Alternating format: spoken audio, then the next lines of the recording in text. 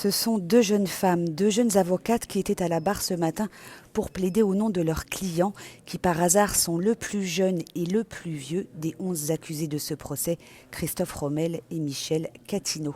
Le premier est le seul à comparaître libre. Le caractère terroriste de l'accusation n'a pas été retenu contre lui. L'avocat général a requis une peine de 5 ans de prison.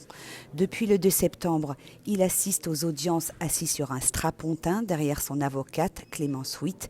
Cette dernière se lance, son axe de défense est sans surprise. Son client n'avait pas connaissance du projet terroriste de Koulibaly, ce qui d'ailleurs n'a pas été retenu contre lui.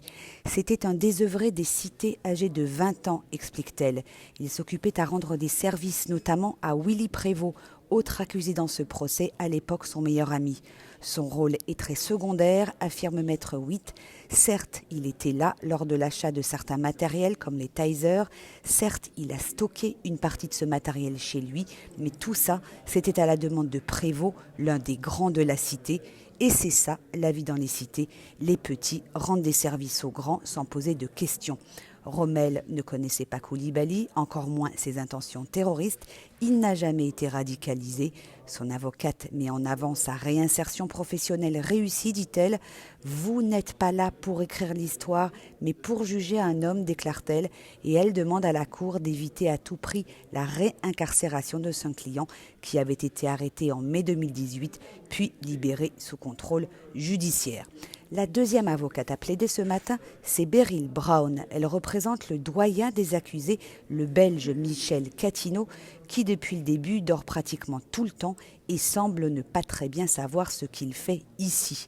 Et c'est là le cœur de la plaidoirie de cette brillante avocate. Elle veut démontrer que la justice s'est acharnée sur son client, dont le profil décrit par l'acte d'accusation ne peut pas correspondre avec sa personnalité. Il faut des coupables quoi qu'il en coûte, dit-elle, car la souffrance est trop grande, le crime est trop grand. Il faut des têtes, il faut des noms.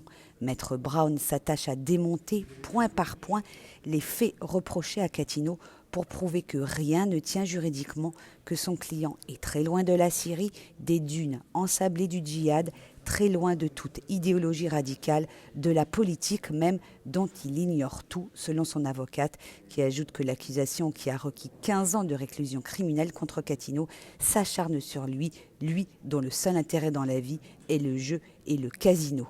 Celui à qui on reproche notamment d'avoir transporté des armes depuis Charleroi jusqu'en région parisienne pour le compte de Polat, n'aurait fait qu'obéir à son comparse belge Carassular en échange d'un petit billet.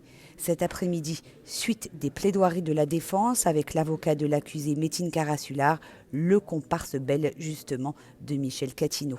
Au palais de justice de Paris, Laurence Goldman pour RCJ.